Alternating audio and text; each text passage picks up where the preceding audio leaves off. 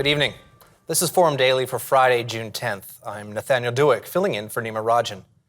We start tonight's cast with a look at jobs numbers. Statistics Canada says the economy added 40,000 jobs in May, driven by a gain in full-time employment as the labour market continued to tighten. The increase comes as the unemployment rate fell to 5.1% in May, the lowest rate since at least 1976. The overall employment gain came as the number of full-time jobs climbed by 135,000, but part-time employment fell by 96,000. The jobs report follows a decision by the Bank of Canada last week to raise its key interest rate by half a percentage point to 1.5%.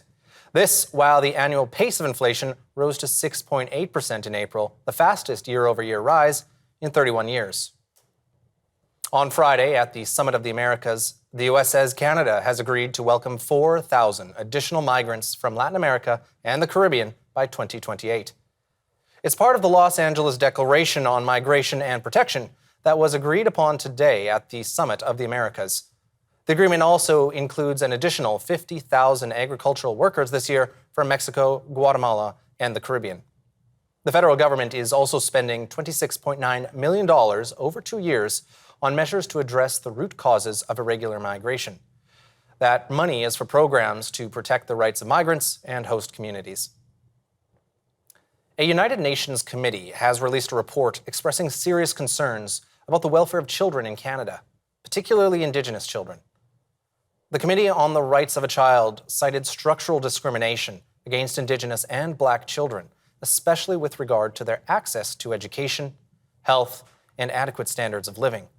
The committee also noted Indigenous and Black children are also at higher risk of abuse, neglect, and violence in alternative care than other children in Canada. Well, nearly 500,000 passengers were held up after arriving on international flights at Toronto's Pearson Airport last month. The Greater Toronto Airports Authority says 490,810 travelers, or about half of all arrivals from abroad, faced delays in May as they were held inside their planes on the tarmac or faced staggered offloading to ease pressure on overflowing customs areas. In total, some 2,700 flights arriving from outside the country were delayed at Pearson last month versus 4 planes and a few hundred passengers in May 2019. Well, Canada is poised to become the first country in the world to require that a warning be printed on each individual cigarette. Addictions Minister Carolyn Bennett says the measure is meant to reach more people, including youth, who often share cigarettes and don't encounter the packaging. Ms. Bennett also revealed expanded warnings for cigarette packages that include a longer list of smoking's health effects. A 75-day consultation period is set to begin Saturday. Well, teachers, farmers, and some business owners will soon receive new tax breaks after a 6-month-old bill finally passed third reading in the Senate. Because it's been held up in debate, the tax measures included in the bill were not available in time for income tax filing deadlines. Well, this includes an expansion of the school supplies tax credit and a fuel tax refund for farmers in jurisdictions using the federal carbon price. It also has an expansion of the Northern Travel Allowance and a tax credit for businesses that made COVID-19 related ventilation improvements. Meanwhile, the federal budget bill passed third reading in the House of Commons yesterday and will now be considered by the Senate. All this as Edmonton's mayor says the province should give more support to the city to help deal with crime in the downtown area. Amarjeet Sohi says there are about 635 permanently funded emergency shelter spaces in Edmonton, compared to 1,758 spaces in Calgary. Mr. Sohi says the province should also increase funding for the Edmonton Police to reflect the city's population growth and inflation. Fredericton's New Brunswick's Greener Village Food Bank says demand for food is up 40%. Greener Village Executive Director Alex Boyd says the organization is seeing more new families than ever before reach out in need of food. In May, the organization delivered 400 more food hampers than it did the same month last year. This cost the organization an extra $60,000. Greener Village hands out about $2.5 million in food each year. And a shortage of lifeguards across the country has led to another pool closure. The Regional District of Central Kootenay, BC has decided that a pool in Nelson will not open as planned this summer. An official with the district says the pandemic led to pool closures across the country. This meant that training and certification programs were put on hold. Well, that'll do it for now, but up next we'll take a look at gas and energy prices with GasWizard.ca's Dan McTeague, so stay with us. We'll be right back.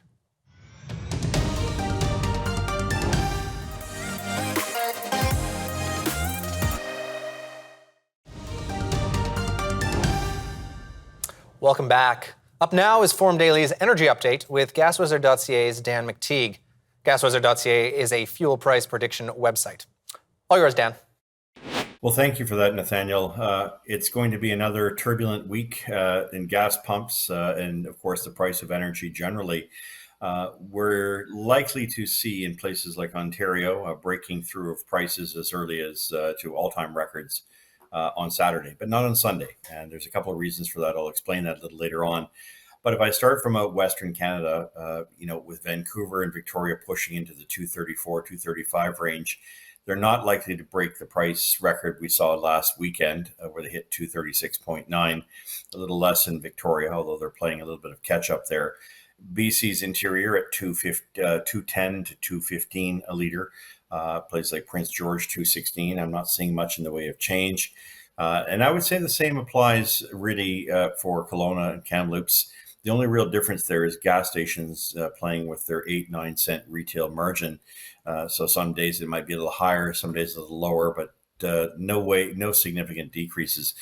Alberta will continue to range between $1.88 and $1.91, Edmonton and Calgary respectively. Same for the rest of the province. Saskatchewan, again, remaining in the 205, 207 range. Same for Manitoba. Northern Ontario, the Sudbury issue there is a little disturbing, where we see prices are as high as $2.24 a litre. That means gas stations are picking up, 16, 17 cents as a retail margin. Those are pretty generous, although earlier in the week, gas prices were actually cheaper in Sudbury than they were in Toronto. Go figure, even though the wholesale price is about 3 cents higher. Toronto, Ottawa, London, Hamilton, Niagara, Windsor, Barrie, all of these Southern Ontario major communities are going to see $2.15 a litre on Saturday. But I would say that those are going to drop probably down to about back to 2.11, 2.10. And of course, for Montreal, going as high as 224.9 on Saturday, coming back again to about 220, 219. And for the Maritimes, we've seen Newfoundland drop prices a little bit. Gas taxes are down 7 cents a litre. They're still going to remain highly elevated in the 220 range, with Nova Scotia, Prince Edward Island, and New Brunswick staying in the 210 to 215 range. I say all this because what's really pushing prices in either direction is a new factor, but not one that we haven't discussed here before: the value of the Canadian dollar. Again, because we're not selling a lot of oil, we're not selling a lot of natural gas other than what we have, and our pipeline capacity is constrained. The Canadian dollar is no longer the petroloonie. And so 2 of the 5 cent increase that we're seeing in many cities across Canada, 2 of those cents are directly related to the weakness in the Canadian dollar. That's a policy issue, I think, that we're going to have to see at the federal level. Provinces are doing their best. Ontario, Newfoundland, Quebec, British Columbia have all moved in one way or another to provide some, talk of alleviation. But federally, it's hear no evil, see no evil, speak no evil. And what you're doing is you're compounding not just an increase to unprecedented prices in fuel. We know the federal government's bringing in its clean fuel standard very soon. Next month, that will start in 2023, 2024 to raise prices. That's the second carbon tax. The federal Liberals are at the same time with their friends in the NDP cashing in about $1 billion extra a year in windfall profits as a result of the price of gasoline, diesel, and other products going through the roof. And of course, the 5% GST makes that windfall even more so. So I guess it's really time to ask the federal government, are they going to finally recognize this is an inflationary crisis created by an energy crisis or not? Until then, continue to expect high, unprecedented prices throughout the summer as we head to $140 a barrel. Nathaniel, that's it for this week, and we'll be in touch next week from GasWizard.ca and from Canadians for Affordable Energy. Well, thanks for that, Dan. That was Dan McTeague of GasWizard.ca. He's also the president of Canadians for Affordable Energy. Well, we'll switch gears now and move from the highways to the airways. The U.S. government is lifting its requirement that international air travelers test negative for COVID-19 within a day before boarding their flights to the country. Airline and tourism groups had been pressing the Biden administration to eliminate one of the last remaining U.S. government mandates meant to contain the spread of the coronavirus. A senior administration official says the mandate expires Sunday. The move is expected to put pressure on the Canadian government to lift testing measures blamed in part for massive delays at Toronto's International Airport and to a lesser extent in other cities. Coming up next, we'll be looking at how foreign disinformation has been impacting Canadians' faith in the federal government as well as the media. We'll have an interview with Professor Jean-Christophe Boucher from the University of Calgary about a recent study of millions of tweets that can be traced back to Russia and China as attempts to disseminate disinformation in Canada. So stay tuned. We'll be right back here on Forum Daily.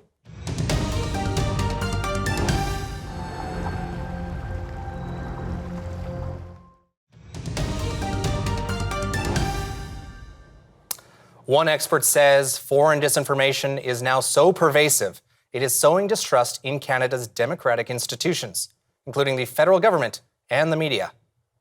A University of Calgary analysis finds that millions of tweets and retweets about the war in Ukraine can be traced back to Russia and China. Assistant Professor Jean-Christophe Boucher found evidence that pro-Russian tweets by U.S. influencers are also being retweeted by accounts associated with the Russian state. Professor Boucher joins us now. Welcome to Forum Daily, sir.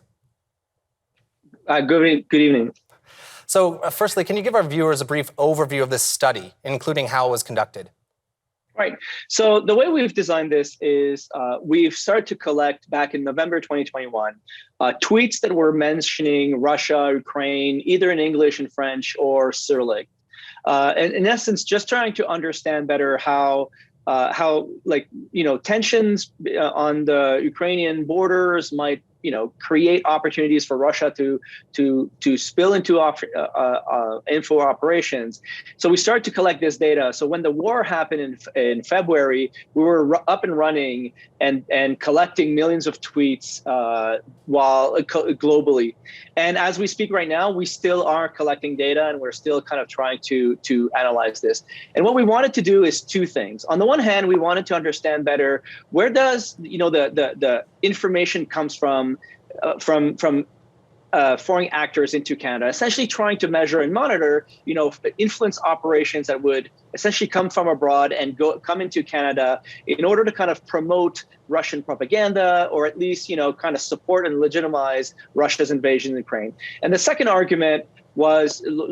goal was to really read these arguments, kind of identify more closely what kind of thematics would they kind of shape, like what kind of issues would they go and how would they frame the communication strategy on this issue. So that's what we did in this study. So in your analysis of these tweets, what are some of the main pro-Russia propaganda points or narratives that are being spread?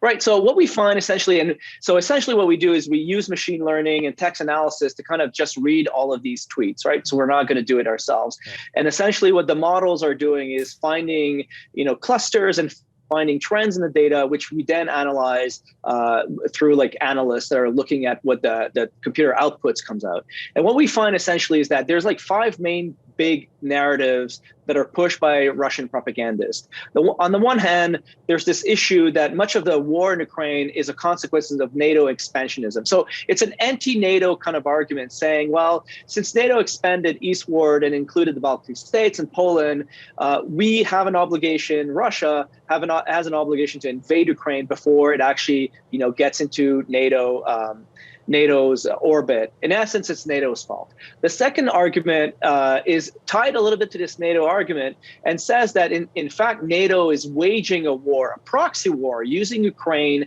as a way to wage war against Russia. And so Russia had to kind of declaw Ukraine before it became a problem. So essentially, blaming again NATO for the invasion. The third and I'd say like those two main arguments, those two main thematics are the most prevalent. That's what gets traction. That's what gets people in Canada to retweet. That's what convinces most people. The third argument or theme is around, the denazifying of Ukraine, right? That there's like Ukraine is a Nazi regime, and Russia is invading Ukraine. That has almost no traction in Canada. And then there's we find really two minor narratives that talks about mistrust of institution, essentially blaming capitalism and blaming the World Health Forum to the World Economic Forum of sponsoring this war, and again criticizing the Trudeau government for supporting Ukraine. And we see this kind of a narrative more on the left side. So people on the far left or what we can find on the far left kind of have this kind of argument. And so that's what shapes. That's very interesting, and just a quick 30 seconds, but how do you see this all impacting Canadian society and public trust? Right. So the issue here is what we know out of research is that social media has now more and more real impact on real life and on policies. Now people are taking more of their information from social media than they did before. And that allows, essentially social media platforms to shape narratives. What we see out of this data is that a portion of Canadians, especially associated with the far right and the far left, and those marginalized in Canadian society, are getting more and more exposed to these disinformation campaigns, and thus, essentially participate and get radicalized and polarized more. I think this is a grave concern for our society. Definitely. We'll have to keep our eyes on this. Professor Jean-Christophe Boucher from the University of Calgary, thank you for joining us today. Thank you so much. We'll be right back.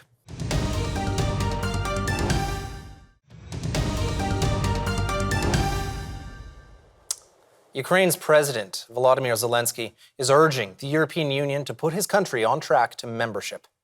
Mr. Zelensky made the call in a video address to the Copenhagen Democracy Summit on Friday. The President of the European Parliament, Roberta Metsola, also urged member states to grant Ukraine EU candidate status soon. Mr. Zelensky says the gray zone Ukraine has been left in has encouraged Russian aggression. Well, meanwhile, the UN Human Rights Office has voiced concern about the death sentences imposed by pro-Moscow rebels in Ukraine on 3 captured foreigners who were fighting on the Ukrainian side. A court in the self-proclaimed Donetsk People's Republic found 2 Britons and 1 Moroccan guilty of seeking the violent overthrow of power. UN Rights Office spokeswoman Ravina Shamdasani noted that according to the Ukrainian military, all 3 were part of Ukraine's armed forces. She added that such trials against prisoners of war amount to a war crime. A UN agency says food import bills appear to be headed to a record high and food markets are likely to tighten. The Food and Agriculture Organization also found that many vulnerable countries are paying more but receiving less food in imports. The Food Outlook, released on Thursday, cited soaring agricultural production costs, such as fuel and fertilizers.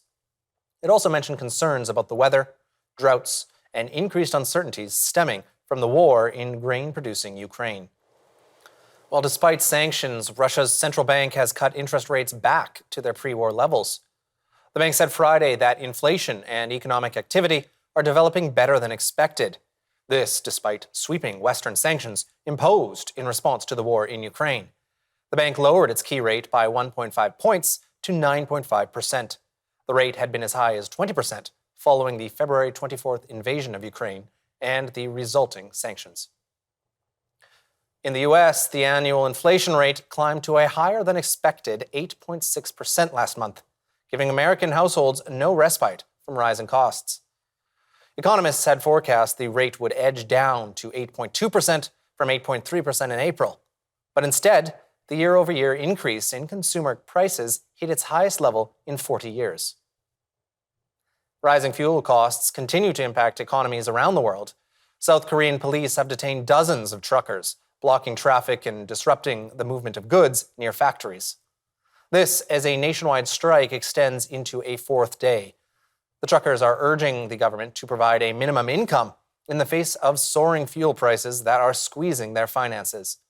Government officials and business leaders are worried the strike might further strain a weak economy. Officials also sought to keep shipments moving by providing police escorts and temporarily allowing private trucks to move industrial goods. A senior Ethiopian official says his country is interested in resuming talks with Egypt and Sudan. This over the huge and controversial Blue Nile Dam that will be Africa's largest hydroelectric power plant. The comment by Ethiopia's former negotiator on the dam, who is now the country's ambassador to the United States, came during a meeting with Mike Hammer, the new U.S. Special Envoy to the Horn of Africa. The multi-billion-dollar project is expected to bring electricity to millions of off-grid Ethiopians, but Sudan and Egypt fear it will reduce the amount of water they receive from the Nile River. Human Rights Watch says that Taliban security forces in northern Afghanistan have unlawfully detained and tortured residents accused of association with an opposition armed group. The New York-based group says fighting has escalated in the Panjshir province since mid-May 2022, as forces of the National Resistance Front, or NRF, have attacked Taliban units and checkpoints. The Taliban have responded by deploying thousands of fighters to the province. The first public hearing by the U.S. House Committee investigating the January 6th insurrection included testimony from Capitol Police Officer Carolyn Edwards. Officer Edwards described how the rioters hit her with a bike rack, causing her to fall and black out. Other members of the Capitol Police Force were in the audience last night for her testimony. The police officers had fought for hours as a violent mob of pro-Trump rioters, some armed with pipes, bats, and bear spray, charged into the Capitol. Well, excavators and historians are telling the world on Friday about the wreck of a royal warship that sank in 1682 while carrying the future king, James Stuart.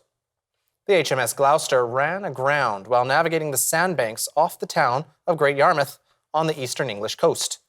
James survived the shipwreck and went on to reign later on. I'm Nathaniel Dewick, filling in for Nima Rajan, and that'll do it for Forum Daily for today. Thanks for watching.